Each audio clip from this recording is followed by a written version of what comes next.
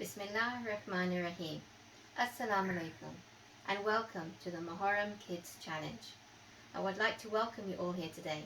Welcome back to those children who did the Ramadan challenge with us. I'm so happy to see you here with us today again. And also a big warm welcome to the new children who have joined us on this journey. Today we're going to embark on a journey for the next 12 days in which inshallah we will learn more about the events that took place in Karbala and during the month of Muharram and Safar, as well as doing some activities to help us learn more. Today we're going to be talking a bit about the Islamic calendar. We will discuss who is Imam Hussein alayhi salam, as well as talking about why we hold majlises. Now, as you may know, the Islamic calendar has 12 months in it, out of which the first month is the month of Muharram. And today is the first of Muharram, and Muharram is the first month of the Islamic calendar. Now, interestingly, our Islamic calendar, has a different year. So, for example, in England, we are in the year 2020. Now, however, in our Islamic calendar, we have just started the year 1442. So last year was 1441, and today is the first day, so the new year, 1442. Our Islamic calendar began when the Prophet Muhammad, peace be upon him, migrated from Medina to Mecca. That is why there is a difference in the years.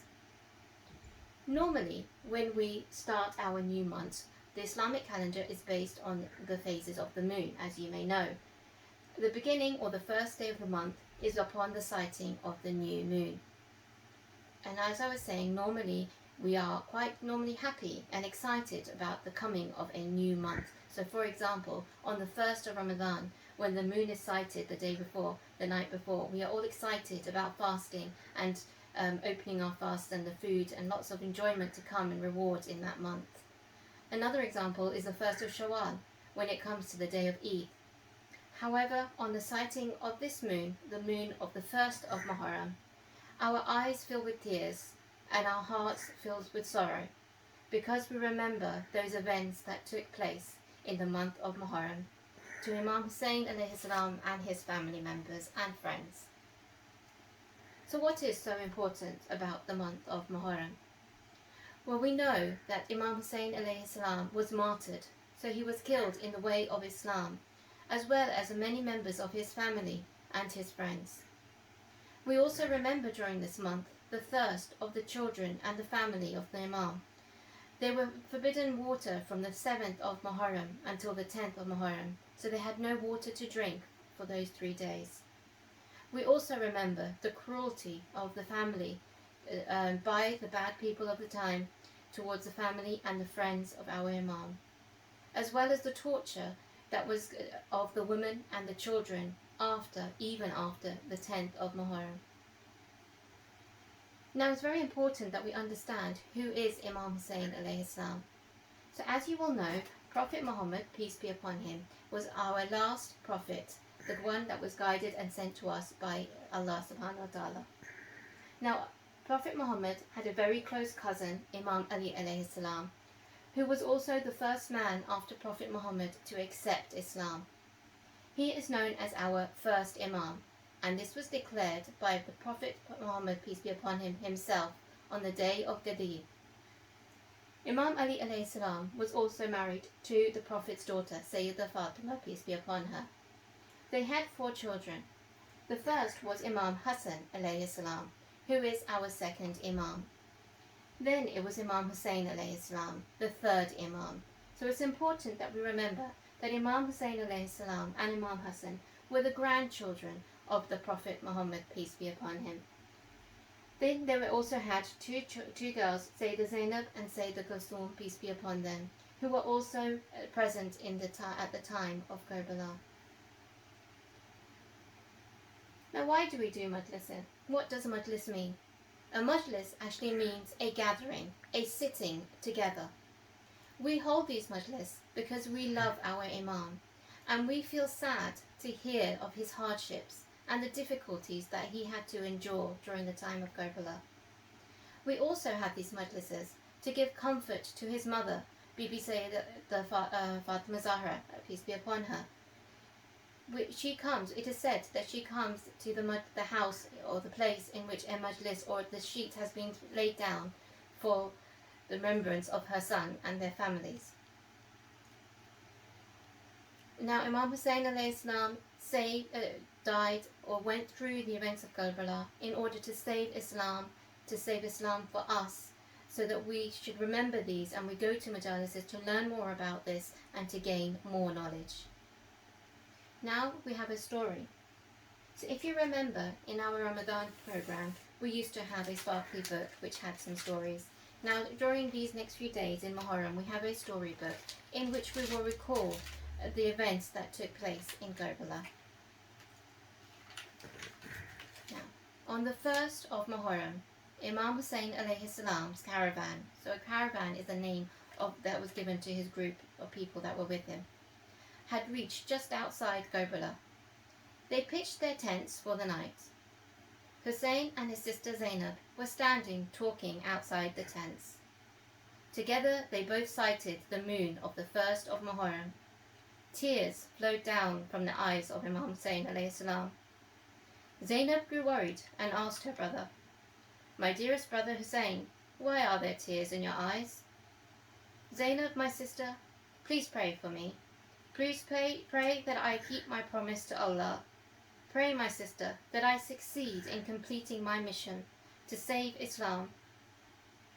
Zainab, pray for me that I do not hesitate in giving up my life in the way of Islam." Hussein was not crying because he was worried about dying. Hussein did not ask his sister to pray to Allah to save his life. All he was concerned about was saving us and saving Islam. Bibi Zainab's eyes were filled with tears when she heard what Hussein had asked her to do. "My beloved sister Zainab, don't cry. You will have to perform a greater duty after my death. Be brave and be patient." Bibi Zainab went to the tents. Then Ali Akbar joined his father. "My son, Ali Akbar, I saw a dream last night. I saw a group of people heading towards a place where death was waiting them. I saw them all killed, one by one." "Father, I know these people. Those people are us. But tell me, Father, are we on the right path? Are we following and standing up for the truth?" "Yes, my son Akbar. Yes, we are on the right path, and we are standing up for what is right." "Then let us not worry, Father. If we are on the right path, then let us die happily. We should continue our journey and greet our death with a smile." The Imam then said, "I am very proud of you, my dear son."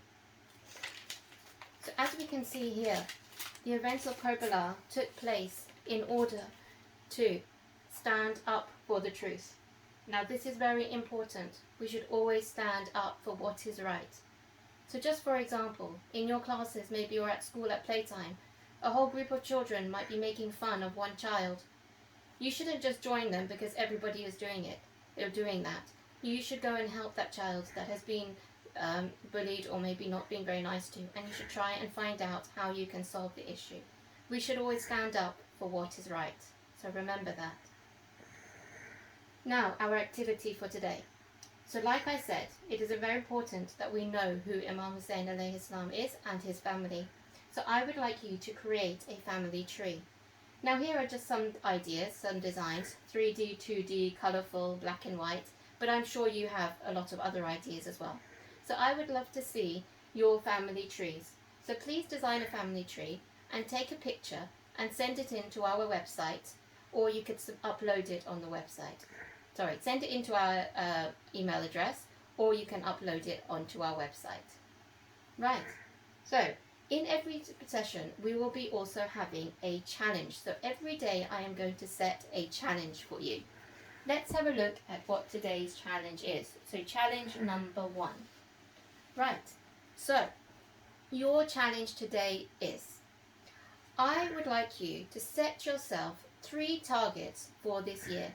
So as we mentioned, today is the first of this Islamic year, 1442. What targets are you going to set for yourself this year? What are we going to learn from Imam Hussein or even the other Imams and our prophets about how we should live our lives. So for example, are you going to try your best this year to read your salahs on time? Are you going to try your best to listen to your parents as soon as they ask you to do something? Right? So set yourself some targets, and you can share your targets with us on our blog so we know what you're working towards. And have a look at the blog, because inshallah I will also share with you my 3 targets for this year. Right, so that is the end of today's session. Inshallah, we will see you tomorrow. I look forward to receiving your work. Assalamu alaikum.